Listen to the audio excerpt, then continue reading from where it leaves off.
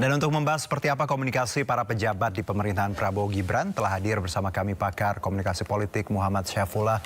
Assalamualaikum. Selamat malam Pak Syaifullah. Pak Juno. Terima kasih sudah bergabung ya. Ini kita akan menganalisa gaya bicara para punggawa bangsa, pembantunya Pak Prabowo ya. Ini banyak nama-nama yang kadang menimbulkan riak-riak di publik. Ada yang menuai simpati, ada juga yang menuai kritik seperti itu. Nah, kalau kita bicara bahkan hujatan.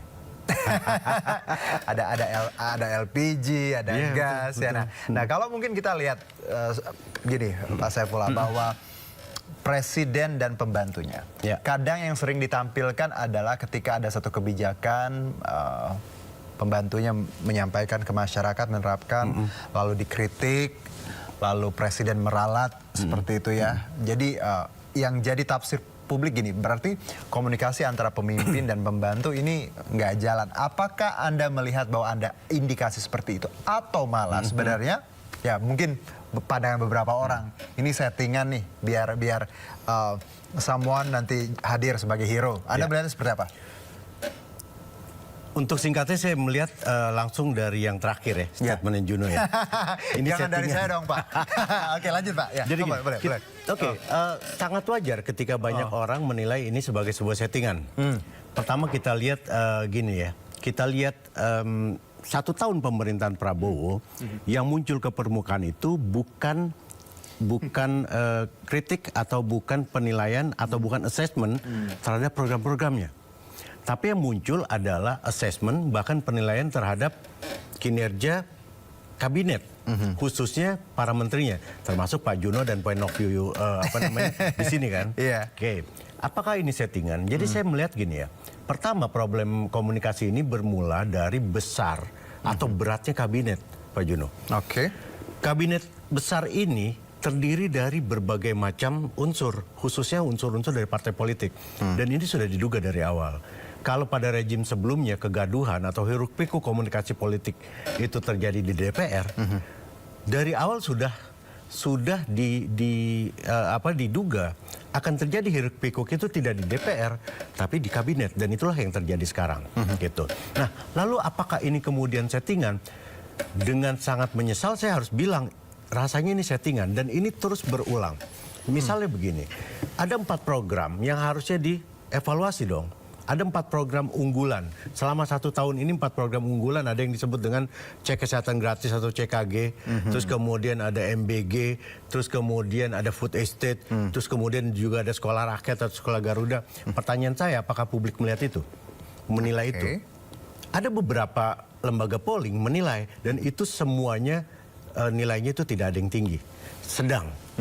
Gitu. Nah, kehadiran aktor-aktor politik, saya kan harus bilang aktor-aktor politik ya, seperti Purbaya, ini pada akhirnya menenggelamkan isu terhadap penilaian kinerja pemerintahan itu sendiri gitu. Purbaya hadir sebagai aktor politik yang kemudian mendorong, oh iya pemerintah kita bekerja, oh iya kemudian terjadi sebuah arus baik dalam pemerintahan. Kenapa Pak Juno? Enggak. Masa pula ini ya. Saya salah dong senyumnya ya. Enggak. Itu cuma senyum. Tapi gini. Saya orang komunikasi soalnya. Tapi gini Pak, ketika kita bicara bahwa ya anggapan seperti itu wajar. Betul, wajar. Tapi kalau ada asumsi bahwa tidak seperti itu, bahwa memang presiden sangat mendengarkan rakyat ketika ada keluhan, presiden sangat responsif, tanggap dan akhirnya merubah itu. Anda melihat bukan pembelaan ya, argumentasi seperti ini gimana? Pastilah, karena ketika isu-isu yang dibawakan oleh pembantunya atau para menteri pada akhirnya juga mengarah ke hal-hal yang berimpact negatif pada publik, biasanya presiden akan merapikan, biasanya presiden akan benarin. Tapi harus diingat, saya yakin betul apa yang dilakukan oleh Pak Purbaya ini atas restu, Pak. Kalau tidak atas restu tidak mungkin. Saya akan ambil satu contoh. Pak Purbaya ini sekarang menjadi media darling. Apapun yang diucapkan oleh Pak Purbaya itu pasti akan dikutip dan menjadi viral. Menjadi viral loh. Tapi apakah ada yang berpikir bahwasannya apa yang diucapkan oleh Pak Purbaya ini hal yang yang memang mudah viral karena ringan, terus kemudian mudah dipahami, tapi apakah menyentuh substansi? Oke. Gitu. Ini ciri dari media digital, Pak. Ini ciri dari media digital di mana memang media digital punya karakter seperti itu. Beda sama media massa yang butuh kedalaman, butuh analisis kuat. Ada validasi seperti itu, betul, ya, cek dan recheck gitu kan. Media digital punya satu karakter.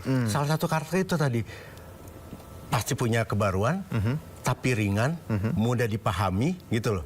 Terus kemudian ya sedikit apa ya? Sedikit berbeda atau unik. Ini akan disukai. Cuman jeleknya dari media digital, hal ini bisa dimanipulasi.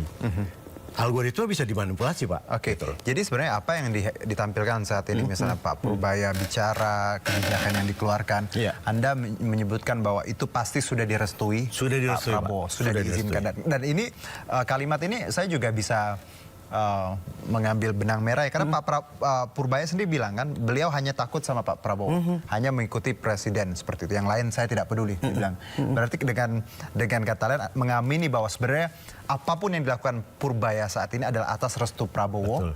Dan tujuannya tidak hanya bicara perbaikan tapi memang untuk merawat image yang ada. Jangan salah, Pak Juno. Jadi gini, kalau saya ngomong sedikit teori, ada teori namanya teori dramaturgi.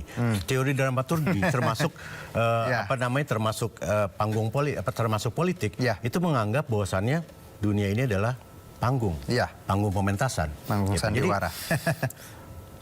Pak Purbaya ini adalah aktor yang muncul di depan front stage. Kita tidak pernah tahu backstage-nya, tapi sesekali backstage itu terlihat, Pak. Backstage itu terlihat. Ada beberapa adegan viral beberapa waktu lalu itu ketika selesai rapat koordinasi antar Menko dan juga menteri-menteri di bawah Menko tersebut, ada judul headline yang viral gitu. Purbaya ditinggal 3 Menko. Tidak diajak ngobrol, ya? Bukan tidak diajak ngobrol. Jadi ketika konferensi pers, 3 Menko itu nunjuk Pak Purbaya aja. Kalau dia ngomong akan viral gitu, sambil diketawain. Kita bisa melihat, Pak, itu gesturnya dan sebagainya. Pak Purbaya takut, Pak, sama Menko. Jadi bukan hanya direstui oleh presiden, tapi direstui juga oleh Menko-nya, Menko ekonomi saat ini, gitu loh. Menko Menko pangan, Menko sosial dan sebagainya. Artinya memang Purbaya hadir di sini sebagai aktor yang saat ini diberikan panggung. Gitu. Baik, apakah kalau kita bicara ya dengan asumsi Pak Saifullah tadi bahwa ya yang sedang ditampilkan saat ini, apakah ini bahwa Pak Prabowo sadar ketika di 1 tahun perjalanan beliau dan Gibran memang resistensi itu luar biasa.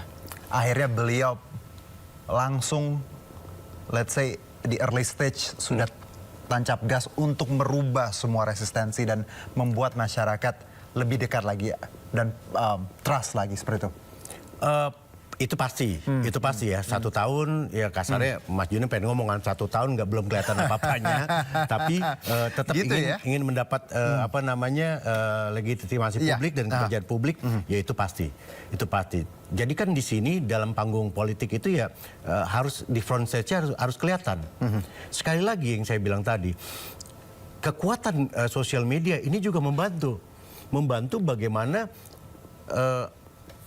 apa yang dilakukan oleh pemerintah itu bisa terlihat, bisa tampak, dan publik juga membantunya. Komen, share dan sebagainya itu membuat ini semakin menguat. Tapi saya percaya betul gitu, bahwasannya digital media itu menyukai panggung ini, bukan panggung ini, scene seperti ini disukai oleh sosial media. Scene yang memperlihatkan bagaimana proses yang sedang terjadi di dalam pemerintahan. Sosial media itu selalu menghargai proses. Tapi jangan lupa, sosial media kadang-kadang lupa menagih hasil. Itu sering terjadi, Pak. Pertanyaan saya misalnya, apa yang dilakukan oleh Pak Purbaya dengan 200 triliun digelontorkan, ada yang masih ingat nggak menagih hasilnya seperti apa?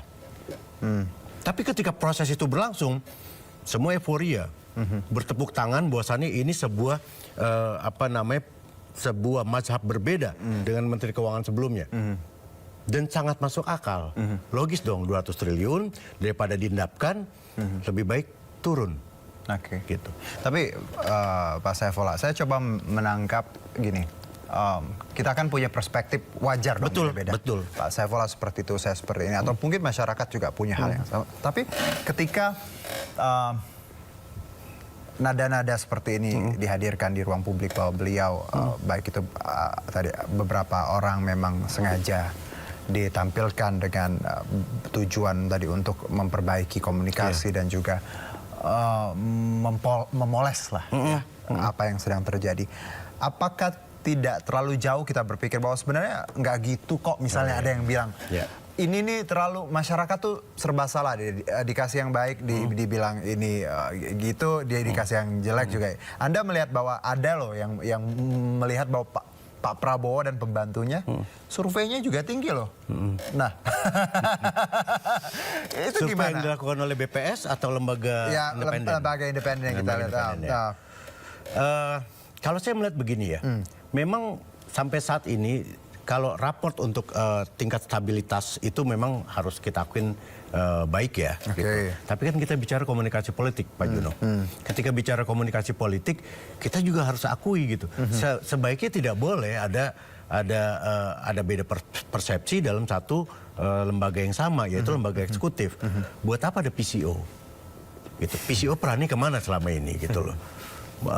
Dibentuknya PCO dengan 6 atau 7 jubir, kita tidak pernah lihat siapa yang paling berperan di sini. Bahkan di setiap di setiap kementerian pun ada jubir-jubirnya gitu. Nah ini harus diubah, harus diperbaiki bagaimana pola komunikasi publik dari Prabowo. Plus gini Pak Saifullah, bahwa tidak hanya PCO ya yang sering sekali blunder ketika bicara. Menteri pun kita lihat bahwa Anda melihat apa yang harus dilakukan Prabowo ya.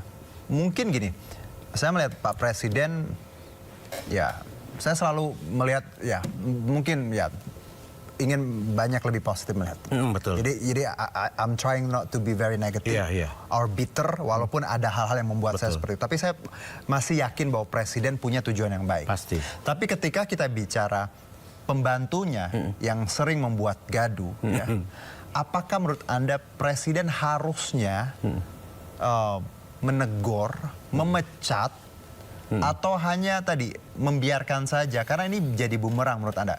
Menurut saya ketika banyak gaduh yang dibuat ini. Kalau Pak Saifullah melihatnya harusnya Pak Presiden gimana sih kalau ada pembantunya yang menyakiti hati rakyat ketika berbicara? Iya, sudah pasti harusnya ditegur dong. Oke. Kan persoalannya gitu tadi. Tadi saya bilang kan, saya disclaimer di awal, kabinet ini memang diduga akan gaduh. Karena tadi besar kuotanya. Apakah sudah selesai di tingkat presiden dengan koalisinya? Kalau sudah selesai di tingkat kesepakatan antara presiden dengan koalisinya, saya yakin sangat mungkin untuk menegur atau memberhentikan bahkan, gitu loh. Bahkan kan ada menteri yang rasanya semua, bukan hanya netizen ya, bahkan elit-elit politik pengennya diganti gitu, tapi presiden tidak berdaya rasanya gitu. Apalagi dia ketum partai kan gitu misalnya. Contoh loh, saya tidak menyebut nama, apalagi dia ketum partai atau dia sekjen partai. Gitu loh. Saya tidak mengatakan bahwasannya Pak Presiden tersandera dengan koalisi, tapi rasanya harusnya bisa ya. Harusnya bisa gitu. Harusnya bisa ya.